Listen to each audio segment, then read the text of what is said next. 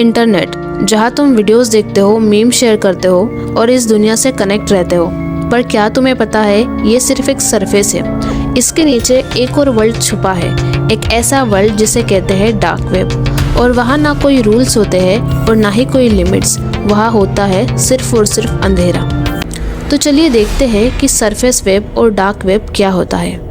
जो तुम यूज़ करते हो जैसे कि गूगल, यूट्यूब, इंस्टाग्राम, ये सब मिलकर बनता है सरफेस वेब। ये इंटरनेट का सिर्फ 4% ही पार्ट है। इसके नीचे एक और लेयर होती है जो होती है डीप वेब, जहाँ यूनिवर्सिटीज़, मेडिकल रिकॉर्ड्स और प्राइवेट डेटाबेसेस होते हैं। और उसके भी नीचे सबसे डार्क लेवल पे होता है डार्क वेब। ये वही जगह है जहाँ तुम गूगल से नहीं पहुँच सकते। यहाँ एंट्री होती है सिर्फ एक स्पेशल ब्राउज़र की जिसे कहते हैं टॉर ब्राउज़र। और यह जो मिलता है वो किसी नाइटमेयर से कम नहीं है। तो क्या होता है डार्क वेब पर? डार्क वेब पर हर वो चीज़ मिलती है जो रियल दुनिया में इलीगल है। Drugs, weapons, fake passport, hacking services और सबसे डार्क ह्यूमन ट्रैफिकिंग और रेड रूम वीडियोस।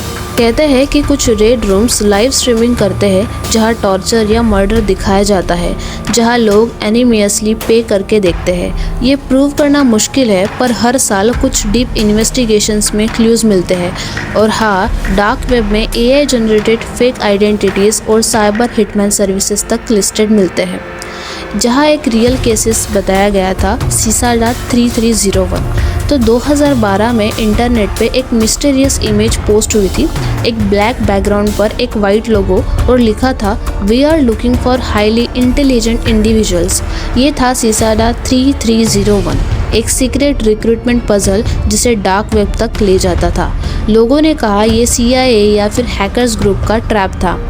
किसी ने कहा ये कल्ट था जो सीक्रेट इन्फॉर्मेशन छुपाता है।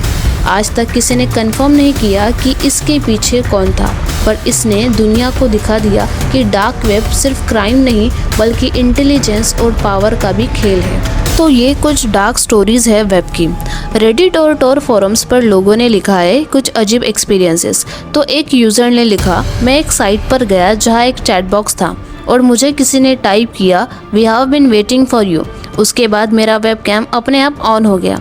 एक यूज़र ने बताया कि मैंने एक वीडियो देखा जहाँ कोई बिना वजह चिल्लाता रहा और बैकग्राउंड में एक शैडो मूव कर रही थी। किसी ने कहा वो फेक था, पर जिन्होंने देखा उनके लिए वो नाइटमेयर बन गया। तो डार्क वेब सिर्फ इलीगल जगह नहीं है, ये एक मिरर है इंसान का सबसे डार्क डिज़ायर का। जो दुनिया में छुपकर सोचता है वो यहाँ दिखता है। किसी के लिए क्यूरियोसिटी है और किसी के लिए ये पाप है। ये वो प्लेस है जहाँ मोरालिटी ख़त्म हो जाती है और इंसान बस एक एनिमियस यूज़र नेम बनकर रह जाता है। तो अब सवाल ये आता है कि क्या आप इस टॉर ब्राउज़र को यूज़ कर सकते हो? इसका आपको एक्सेस मिल सकता है? सो टेक्निकली हाँ, तुम टॉर ब्राउज़र डाउनलोड करके एंटर कर सकते हो, पर सच ये है कि जितने अंदर जाओगे उतना ज़्यादा डेंजरियस हो जाता है। हैकिंग, फिशिंग और गवर्नमेंट सर्विलियंस सब कुछ पॉसिबल है। एक रॉन्ग क्लिक और तुम्हारा डेटा, कैमरा, माइक सब किसी और के कंट्रोल में आ सकता है।